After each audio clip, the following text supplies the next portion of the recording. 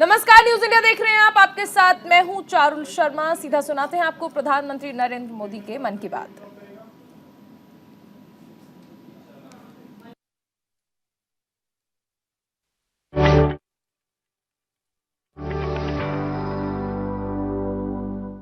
मेरे प्यारे देशवासियों, मन की बात में आप सभी का एक बार फिर बहुत बहुत स्वागत है।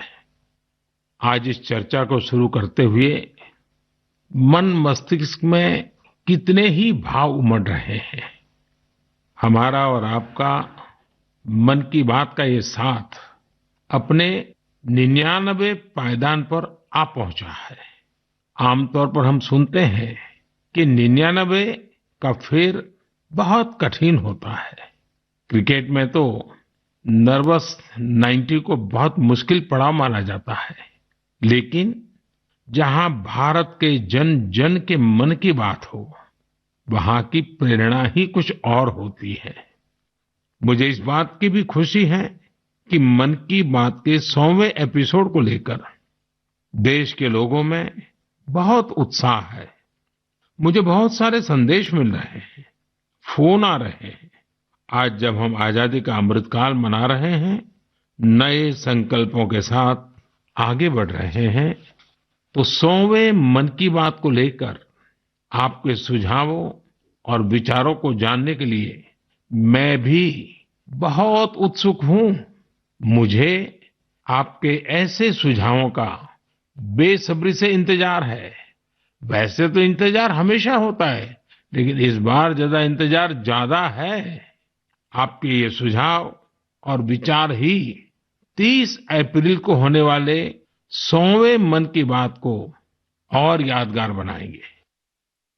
मेरे प्यारे देशवासियों, मन की बात में हमने ऐसे हजारों लोगों की चर्चा की है जो दूसरों की सेवा के लिए अपना जीवन समर्पित कर देते हैं। कई लोग ऐसे होते हैं जो बेटियों की शिक्षा के लिए अपनी पूरी पेंशन लगा देते हैं। कोई अपने पूरे जीवन की कमाई पर्यावरण और जीव सेवा के लिए समर्पित कर देता है।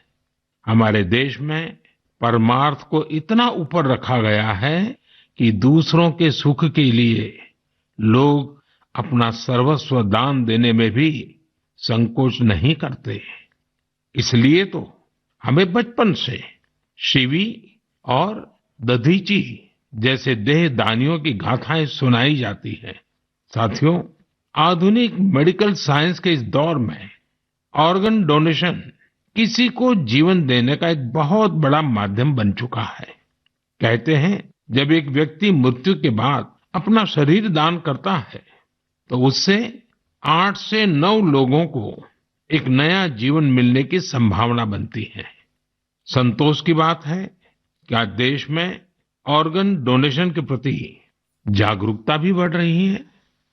साल 2013 में हमारे देश में ऑर्गन डोनेशन के 5000 से भी कम केसेस थे, लेकिन 2022 में ये संख्या बढ़कर 15,000 से ज्यादा हो गई है। ऑर्गन डोनेशन करने वाले व्यक्तियों ने, उनके परिवार ने वाकई बहुत पुण्य का काम किया है। साथियों, मेरा बहुत समय से मन था कि मैं ऐसा पुण्य कार्य करने वाले लोगों के मन की बात जानूं और इसे देशवासियों के साथ भी शेयर करूं। इसलिए आज मन की बात में हमारे साथ एक प्यारी सी बिटिया, एक सुंदर गुड़िया के पिता और उनकी माताजी हमारे साथ जुड़ने जा रहे हैं। पिताजी का नाम है सुखबीर सिंह संधू जी और माताजी का नाम है सुप्रीत कौर जी। ये परिवार पंजाब के अमृतसर में रहते हैं। बहुत मन्नतों के बाद उन्हें एक बहुत सुंदर गुड़िया, बिटिया हुई थी। घर के लोगों ने बहुत प्यार से उसका नाम रखा था अबाबत कौर। अबाबत का अर्थ दूसरे की सेवा से जुड़ा है, दूसरों का कष्ट दूर करने से जुड़ा है। अबाबत जब सिर्फ 39 दिन की थी, तभी वो ये दुनिया छोड़कर चली गई। लेकिन सुखबीर सिंह संधू जी और उनकी पत्नी सुप्रीत कौर जी ने, उनके परिवार ने बहुत ही प्रेरणादायी फैसला लिया। ये फैसला था 39 दिन की उम्र वाली बेटी के अंगदान का, ऑर्गन डोनेशन का। हमारे साथ इस समय फोन लाइन पर सुखबीर सिंह और उनकी श्रीमती जी मौजूद है। आइए उनसे बात करते हैं। सुखबीर जी नमस्ते। नमस्ते माननीय प्रधानमंत्री जी, सत श्री अकाल। सत श्री अकाल जी, सत श्री अकाल जी।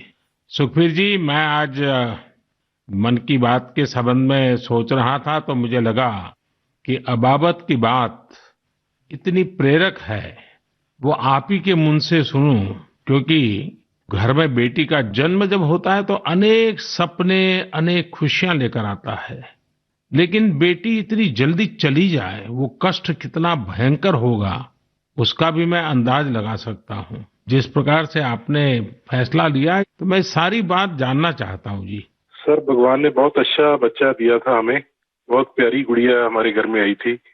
उसके पैदा होते ही हमें पता चला कि उसके दिमाग में एक ऐसा नाड़ियों का गुच्छा बना हुआ है जिसकी वजह से उसके दिल का आकार बड़ा हो रहा है। तो हम हैरान हो गए कि बच्चे की सेहत इतनी अच्छी है, इतना खूबसूरत बच्चा है और इतनी बड़ी समस्या लेकर पैदा हुआ है। तो पहले 24 दिन तक तो बहुत ठीक रहा बच्चा, बिल्कुल नॉर्मल रहा। अचानक उसका दिल एकदम काम करना बंद हो गया। तो हम जल्दी से उसको हॉस्पिटल लेके गए। वहाँ डॉक्टरों ने उसको रिवाइव तो कर दिया, लेकिन समझने में टाइम लगा कि इसको क्या दिक्कत आई, इतनी बड़ी दिक्कत के छोटा सा बच्चा और अचानक दिल का दौरा पड़ गया। तो हम उसको इलाज के लिए पीजीआई चंडीगढ़ ले गए। वहाँ बड़ी बहादुरी से उस बच्चे ने इलाज के लिए संघर्ष किया, लेकिन बीमारी ऐसी थी कि उसका इलाज इतनी छोटी उम्र में संभव नहीं था। डॉक्टरों ने बहुत कोशिश की कि उसको रिवाइव करवाया जाए। अगर 6 महीने के आसपास बच्चा चला जाए तो उसका ऑपरेशन करने की सोची जा सकती थी, लेकिन भगवान को कुछ और मंजूर था। उन्होंने केवल 39 डेज की जब हुई तो डॉक्टर्स ने कहा कि इसको दोबारा दिल का दौरा पड़ा है, तब उम्मीद बहुत कम रह गई है। तो हम दोनों मियाँ बीवी रोते हुए इस निर्णय पे पहुंचे कि हमने देखा था उसको बहादुरी से जूझते हुए, बार बार ऐसे लग रहा था जैसे कि अब चला जाएगी, लेकिन फिर रिवाइव कर रही थी। तो हमें लगा कि इस बच्चे का यहाँ आने का कोई मकसद है। तो उन्होंने जब बिल्कुल ही जवाब दे दिया तो हम दोनों ने डिसाइड किया कि क्यों ना हम इस बच्चे के ऑर्गन डोनेट कर दें, शायद किसी और की जिंदगी में उजाला आ जाए। फिर हमने पीजीआई के जो एडमिनिस्ट्रेटिव ब्लॉक है उनमें संपर्क किया और उन्होंने हमें गाइड किया कि इतने छोटे बच्चे के केवल किडनीज ही दी जा सकती हैं। परमात्मा ने हिम्मत दी, गुरु नानक साहब का फलसफा है, इसी सोच से हमने डिसीजन ले लिया जी। नहीं, गुरुओं ने जो शिक्षा दी है उसको आपने जी करके दिखाया जी। सुप्रीत जी हैं क्या, उनसे बात हो सकती है? जी सर। हेलो। सुप्रीत जी, मैं आपको प्रणाम करता हूँ। नमस्कार सर। नमस्कार सर, ये हमारे लिए बड़ी गर्व की बात है कि आप हमसे बात कर रहे हैं। आपने इतना बड़ा काम किया है और मैं मानता हूँ देश ये सारी बातें जब सुनेगा तो बहुत लोग किसी की जिंदगी बचाने के लिए आगे आएंगे। अबाबत का ये योगदान है, ये बहुत बड़ा है जी। सर, ये भी गुरु नानक पातशाह जी की शायद बख्शिश थी कि उन्होंने हिम्मत दी ऐसा डिसीजन लेने में। गुरुओं की कृपा के बिना तो कुछ हो ही नहीं सकता जी। बिल्कुल सर, बिल्कुल। सुखबीर जी, जब आप अस्पताल में होंगे और ये हिला देने वाला समाचार जब डॉक्टर ने आपको दिया, उसके बाद भी आपने स्वस्थ मन से, आपने और आपकी श्रीमती जी ने इतना बड़ा निर्णय किया। गुरुओं की सीख तो है ही है, आपके मन में इतना बड़ा उदार विचार, और सचमुच में अबाबत का जो अर्थ सामान्य भाषा में कहे तो मददगार होता है, ये काम कर दिया। ये उस पल को मैं सुनना चाहता हूँ जी। सर, एक्चुअली हमारे एक फैमिली फ्रेंड है प्रिया जी, उन्होंने अपने ऑर्गन डोनेट किए थे, उनसे भी हमें प्रेरणा मिली। तो उस समय तो हमें लगा कि शरीर जो है पंच तत्वों में विलीन हो जाएगा। जो कोई बिछड़ जाता है, चला जाता है, तो उसका शरीर को जला दिया जाता है या दबा दिया जाता है। लेकिन अगर उसके ऑर्गन किसी के काम आ जाए तो ये भले का ही काम है। और उस समय में और गर्व महसूस हुआ जब डॉक्टर्स ने ये बताया हमें कि आपकी बेटी इंडिया की यंगेस्ट डोनर बनी है जिसके ऑर्गन्स सक्सेसफुली ट्रांसप्लांट हुए हैं। तो हमारा सर गर्व से ऊंचा हो गया कि जो नाम हम अपने पेरेंट्स का इस उम्र तक नहीं कर पाए, एक छोटा सा बच्चा आके इतने दिनों में हमारा नाम ऊंचा कर गया। और इससे और बड़ी बात है कि आज आपसे बात हो रही है इस विषय पे, हम प्राउड फील कर रहे हैं। सुखबीर जी, आज आपकी बेटी का सिर्फ एक अंग जीवित है ऐसा नहीं है। आपकी बेटी मानवता की अमर गाथा की अमर यात्री बन गई है। अपने शरीर के अंश के जरिए वो आज भी उपस्थित है। इस नेक कार्य के लिए मैं आपकी, आपकी श्रीमती जी की, आपके परिवार की सराहना करता हूं। Thank you sir. साथियों, ऑर्गन डोनेशन के लिए सबसे बड़ा जज्बा यही होता है कि जाते जाते भी किसी का भला हो जाए, किसी का जीवन बच जाए। जो लोग ऑर्गन डोनेशन का इंतजार करते हैं वो जानते हैं कि इंतजार का एक एक पल गुजरना कितना मुश्किल होता है। और ऐसे में जब कोई अंगदान या देहदान करने वाला मिल जाता है तो उसमें ईश्वर का स्वरूप ही नजर आता है। झारखंड की रहने वाली स्नेहलता चौधरी जी भी ऐसी ही थी जिन्होंने ईश्वर बनकर दूसरों को जिंदगी दी। 63 वर्ष की स्नेहलता चौधरी जी अपना हार्ट, किडनी और लीवर दान करके गई। आज मन की बात में उनके बेटे भाई अभिजीत चौधरी जी हमारे साथ हैं। आइए उनसे सुनते हैं। अभिजीत जी नमस्कार। प्रणाम सर। अभिजीत जी, आप एक ऐसी माँ के बेटे हैं जिसने आपको जन्म देकर एक प्रकार से जीवन तो दिया ही, लेकिन और जो अपनी मृत्यु के बाद भी आपकी माता जी कई लोगों को जीवन दे करके गई। एक पुत्र के नाते अभिजीत आप जरूर गर्व अनुभव करते होंगे। हाँ जी सर। आप अपनी माता जी के बारे में जरा बताइए, किन परिस्थितियों में ऑर्गन डोनेशन का फैसला लिया गया? मेरी माता जी सरायकेला बोल के एक छोटा सा गांव है झारखंड में, वहाँ पे मेरे मम्मी पापा दोनों रहते हैं। ये पिछले 25 साल से लगातार मॉर्निंग वॉक करती थी और अपने हैबिट के अनुसार सुबह 4 बजे अपने मॉर्निंग वॉक पे निकली थी। उस समय एक मोटरसाइकिल वाले ने इनको पीछे से धक्का मारा और वो उसी समय गिर गई, जिससे उनको सर पे बहुत ज्यादा चोट लगा। तुरंत हम लोगों ने उनको सदर अस्पताल सरायकेला ले गए, जहाँ डॉक्टर साहब ने उनकी मरहम पट्टी की और खून बहुत निकल रहा था और उनको कोई सेंस नहीं था। तुरंत हम लोगों ने उनको टाटा मेन हॉस्पिटल लेके चले गए। वहाँ उनकी सर्जरी हुई। 48 घंटे के ऑब्जर्वेशन के बाद डॉक्टर साहब ने बोला कि वहाँ पे चांसेस बहुत कम है। फिर हमने उनको एयरलिफ्ट करके एम्स दिल्ली लेके आए हम लोग। यहाँ पे उनकी ट्रीटमेंट हुई तकरीबन 7-8 दिन। उसके बाद पोजीशन ठीक था। एक दिन उनका ब्लड प्रेशर काफी गिर गया। उसके बाद पता चला उनकी ब्रेन डेथ हो गई है। तब फिर डॉक्टर साहब हमें प्रोटोकॉल के हिसाब ब्रीफ कर रहे थे ऑर्गन डोनेशन के बारे में। हम अपने पिताजी को शायद ये नहीं बता पाते कि ऑर्गन डोनेशन टाइप का भी कोई चीज होता है, क्योंकि हमें लगा वो उस बात को एब्जॉर्ब नहीं कर पाएंगे। तो उनके दिमाग से हम ये निकालना चाहते थे कि ऐसा कुछ चल रहा है। जैसे हमने उनको बोला कि ऑर्गन डोनेशन की बातें चल रही है, तब उन्होंने बोला कि नहीं नहीं, ये मम्मी का बहुत मन था और हमें ये करना है। हम काफी निराश थे उस समय तक, जब तक हमें ये पता चला था कि मम्मी नहीं बच सकेगी। पर जैसे ही ये ऑर्गन डोनेशन वाला डिस्कशन चालू हुआ, वो निराशा एक बहुत ही पॉजिटिव साइड चला गया और हम काफी अच्छे, एक बहुत ही पॉजिटिव एनवायरनमेंट में आ गए। उसको करते करते फिर हम लोग रात में 8 बजे काउंसलिंग हुई। दूसरे दिन हम लोगों ने ऑर्गन डोनेशन किया। इसमें मम्मी का एक सोच बहुत बड़ा था कि पहले वो काफी नेत्रदान और इन चीजों में, सोशल एक्टिविटीज में ये बहुत एक्टिव थी। शायद यही सोच को लेकर के ये इतना बड़ा चीज हम लोग कर पाए। और मेरे पिताजी का जो डिसीजन मेकिंग था इस चीज के बारे में, इस कारण से ये चीज हो पाया। कितने लोगों को काम आया अंग? इनका हार्ट, 2 किडनी, लिवर और दोनों आंख, ये डोनेशन हुआ था। तो 4 लोगों की जान और 2 जनों को आंख मिला है। अभिजीत जी, आपके पिताजी और माताजी दोनों नमन के अधिकारी हैं। मैं उनको प्रणाम करता हूँ। और आपके पिताजी ने इतने बड़े निर्णय में आप परिवारजनों का नेतृत्व किया, ये वाकई बहुत ही प्रेरक है।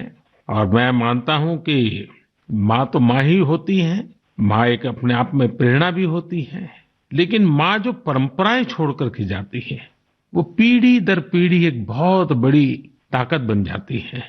अंगदान के लिए आपकी माता जी की प्रेरणा आज पूरे देश तक पहुंच रही है। मैं आपके इस पवित्र कार्य और महान कार्य के लिए आपके पूरे परिवार को बहुत बहुत बधाई देता हूं। अभिजीत जी धन्यवाद जी, और आपके पिताजी को हमारे प्रणाम जरूर कह देना। जरूर जरूर, थैंक यू। साथियों, 39 दिन की अबाबत कौर हो या 63 वर्ष की स्नेहलता चौधरी, इनके जैसे दानवीर हमें जीवन का महत्व समझाकर जाते हैं। हमारे देश में आज बड़ी संख्या में ऐसे जरूरतमंद है जो स्वस्थ जीवन की आशा में किसी ऑर्गन डोनेट करने वाले का इंतजार कर रहे हैं। मुझे संतोष है कि अंगदान को आसान बनाने और प्रोत्साहित करने के लिए पूरे देश में एक जैसी पॉलिसी पर भी काम हो रहा है। इस दिशा में राज्यों की डोमिसाइल की शर्त को हटाने का निर्णय भी लिया गया है। यानी अब देश के किसी भी राज्य में जाकर मरीज ऑर्गन प्राप्त करने के लिए रजिस्टर करवा पाएगा। सरकार ने ऑर्गन डोनेशन के लिए 65 वर्ष से कम आयु की आयु सीमा को भी खत्म करने का फैसला लिया है। इन प्रयासों के बीच मेरा देशवासियों से आग्रह है कि ऑर्गन डोनर ज्यादा से ज्यादा संख्या में आगे आए। आपका एक फैसला कई लोगों की जिंदगी बचा सकता है, जिंदगी बना सकता है। मेरे प्यारे देशवासियों, ये नवरात्र का समय है, शक्ति की उपासना का समय है। आज भारत का जो सामर्थ्य नए सिरे से निखर कर सामने आ रहा है, उसमें बहुत बड़ी भूमिका हमारी नारी शक्ति की है। हाल फिलहाल ऐसे कितने ही उदाहरण हमारे सामने आए हैं। आपने सोशल मीडिया पर एशिया की पहली महिला लोको पायलट सुरेखा यादव जी को जरूर देखा होगा। सुरेखा जी एक और कीर्तिमान बनाते हुए वंदे भारत एक्सप्रेस की भी पहली महिला लोको पायलट बन गई है। इसी महीने प्रोड्यूसर गुनीत मोंगा और डायरेक्टर कार्तिकी गोंजाल्विस, उनकी डॉक्यूमेंट्री एलिफेंट विस्परर्स ने ऑस्कर जीतकर देश का नाम रोशन किया है। देश के लिए एक और उपलब्धि भाभा एटॉमिक रिसर्च सेंटर की साइंटिस्ट बहन ज्योतिर्मयी मोहंती जी ने भी हासिल की है।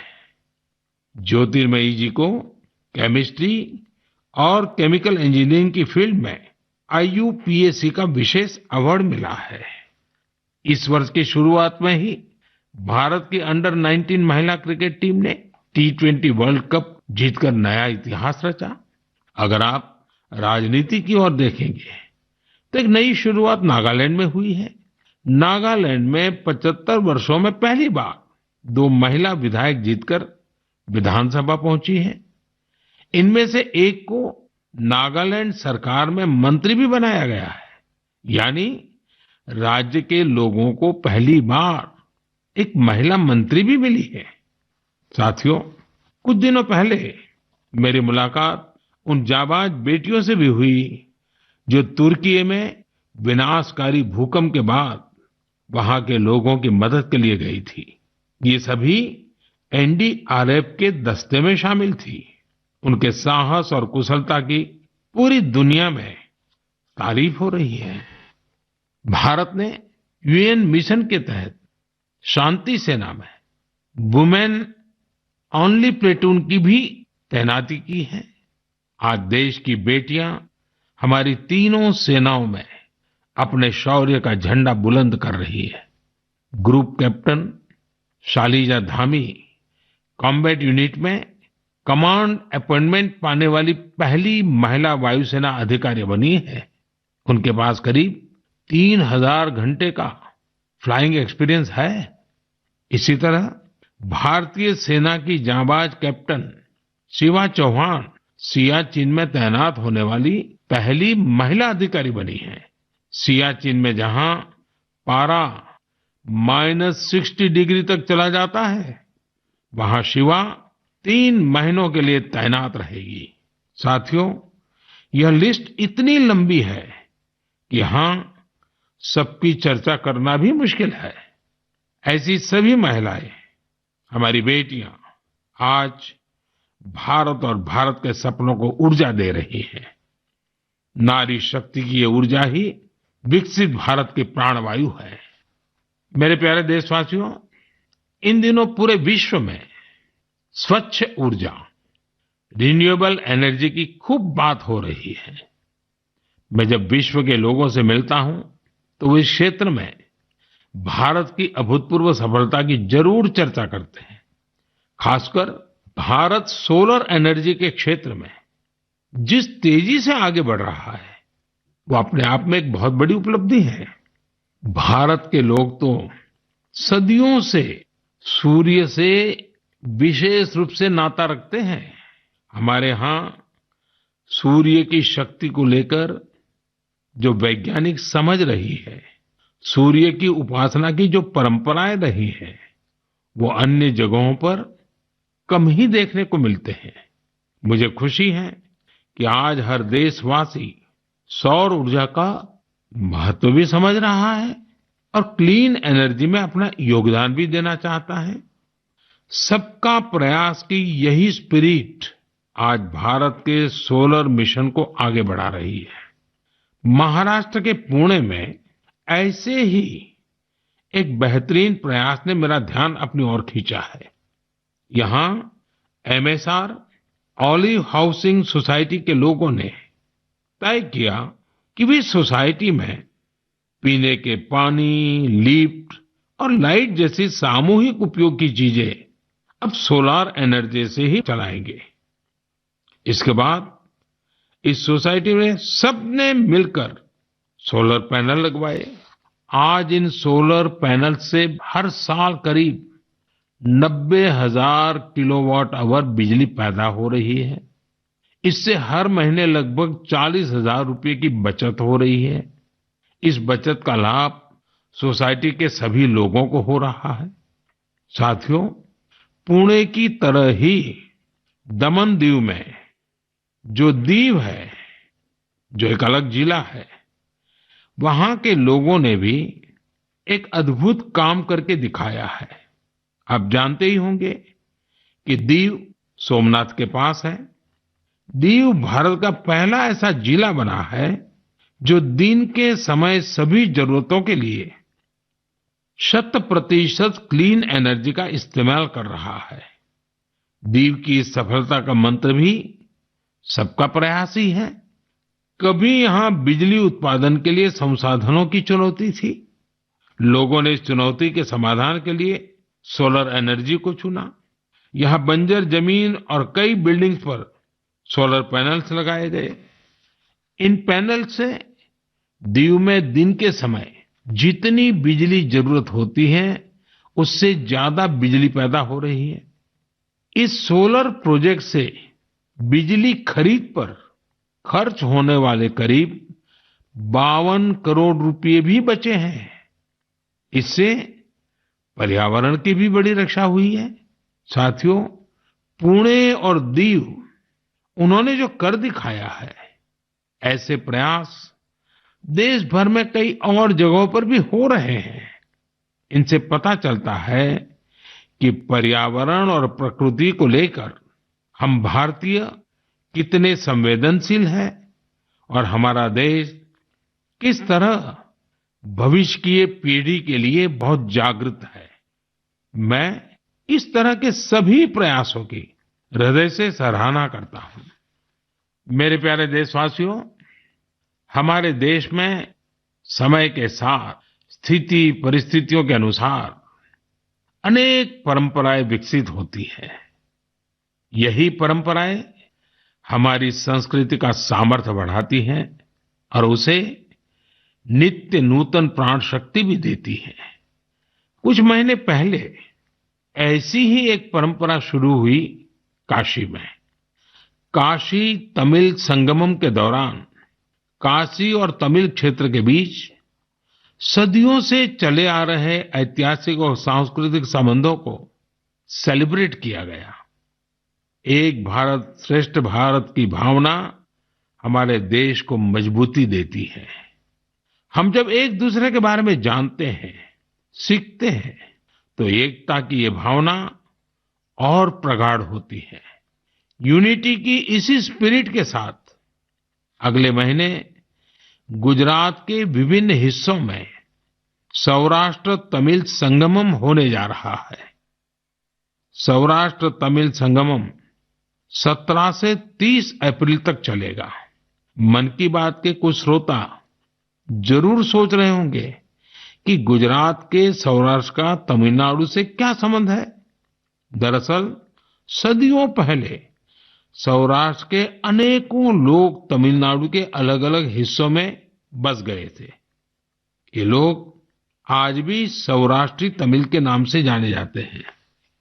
उनके खान पान, रहन सहन, सामाजिक संस्कारों में आज भी कुछ कुछ सौराष्ट्र की झलक मिल जाती है। मुझे इस आयोजन को लेकर तमिलनाडु से बहुत से लोगों ने सराहना भरे पत्र लिखे हैं। मदुरई में रहने वाले जयचंद्रन जी ने एक बड़ी ही भावुक बात लिखी है। उन्होंने कहा है कि 1000 साल के बाद पहली बार किसी ने सौराष्ट्र तमिल के रिश्तों के बारे में सोचा है। सौराष्ट्र से तमिलनाडु आकर के बसे हुए लोगों को पूछा है। जयचंद्रन जी की बातें हजारों तमिल भाई बहनों की अभिव्यक्ति है। साथियों, मन की बात के श्रोताओं को मैं असम से जुड़ी हुई एक खबर के बारे में बताना चाहता हूं। ये भी एक भारत श्रेष्ठ भारत की भावना को मजबूत करती है। आप सभी जानते हैं कि हम वीर लासित बोरफुकन जी की 400वीं जयंती मना रहे हैं। वीर लासित बोरफुकन ने अत्याचारी मुगल सल्तनत के हाथों से गुवाहाटी को आजाद करवाया था। आज देश इस महान योद्धा के अदम्य साहस से परिचित हो रहा है। कुछ दिन पहले लासित बोरफुकन के जीवन पर आधारित निबंध लेखन का एक अभियान चलाया गया था। आपको यह जानकर आश्चर्य होगा कि इसके लिए करीब 45 लाख लोगों ने निबंध भेजे। आपको ये जानकर भी खुशी होगी कि अब यह एक गिनीज रिकॉर्ड बन चुका है। सबसे बड़ी बात है और जो ज्यादा प्रसन्नता की बात यह है कि वीर लासित बोरफुकन पर ये जो निबंध लिखे गए हैं उसमें करीब करीब 23 अलग अलग भाषाओं में लिखा गया है और लोगों ने भेजा है। इनमें असमिया भाषा के अलावा हिंदी, अंग्रेजी, बांग्ला, बोडो, नेपाली, संस्कृत, संथाली जैसी भाषाओं में लोगों ने निबंध भेजे हैं। मैं इस प्रयास का हिस्सा बने सभी लोगों की हृदय से प्रशंसा करता हूं।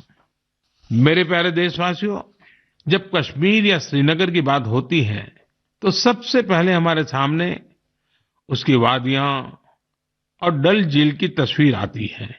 हम में से हर कोई डल झील के नजारों का लुत्फ उठाना चाहता है, लेकिन डल झील में एक और बात खास है। डल झील अपने स्वादिष्ट लोटस स्टेम्स, कमल के तनों या कमल ककड़ी के लिए भी जानी जाती है। कमल के तनों को देश में अलग अलग जगह अलग अलग नाम से जानते हैं। कश्मीर में इन्हें नादरू कहते हैं। कश्मीर के नादरू की डिमांड लगातार बढ़ रही है। इस डिमांड को देखते हुए डल झील में नादरू की खेती करने वाले किसानों ने एक एफपीओ बनाया है। इस एफपीओ में करीब 250 किसान शामिल हुए हैं। आज ये किसान अपने नादरू को विदेशों तक भेजने लगे हैं। अभी कुछ समय पहले ही इन किसानों ने 2 खेप यूएई भेजी है। ये सफलता कश्मीर का नाम तो कर ही रही है, साथ ही इससे सैकड़ों किसानों की आमदनी भी बढ़ी है। साथियों, कश्मीर के लोगों का कृषि से ही जुड़ा हुआ ऐसा ही एक और प्रयास इन दिनों अपनी कामयाबी की खुशबू फैला रहा है। आप सोच रहे होंगे कि मैं कामयाबी की खुशबू क्यों बोल रहा हूं? बात है ही खुशबू की, सुगंध की ही तो बात है।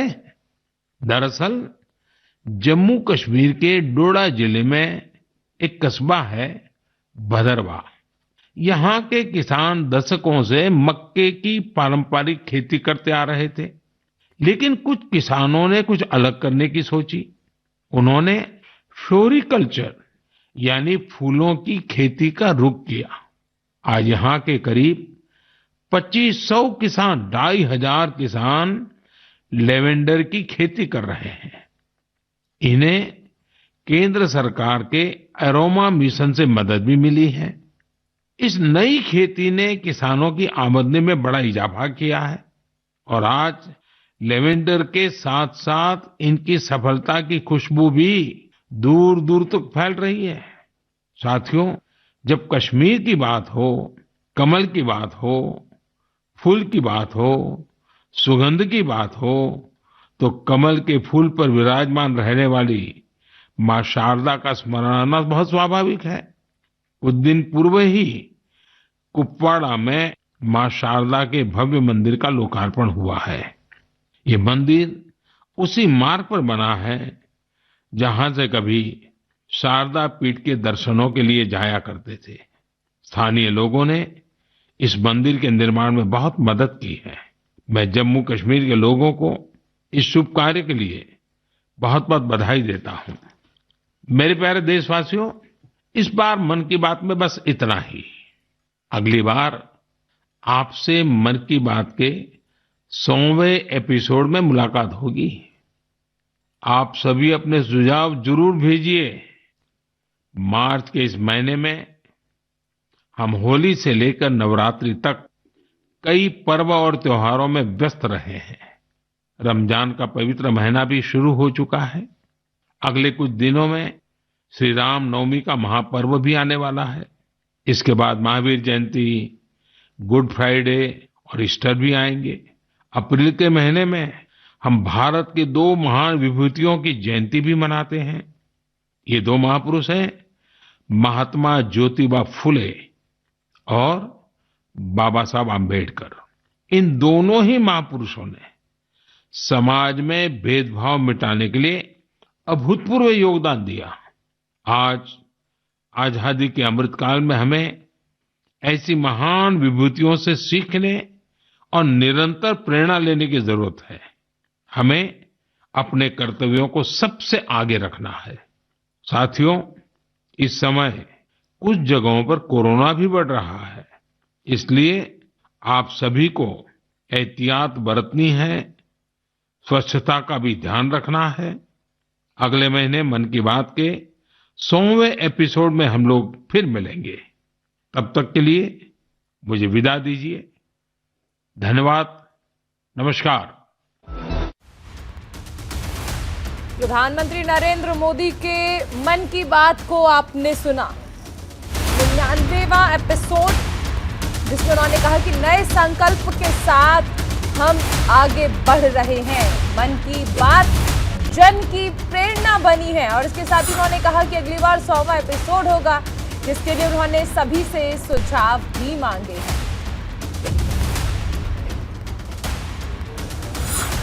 प्रधानमंत्री नरेंद्र मोदी के मन की बात को आपने सुना। 99वां ये संस्करण था।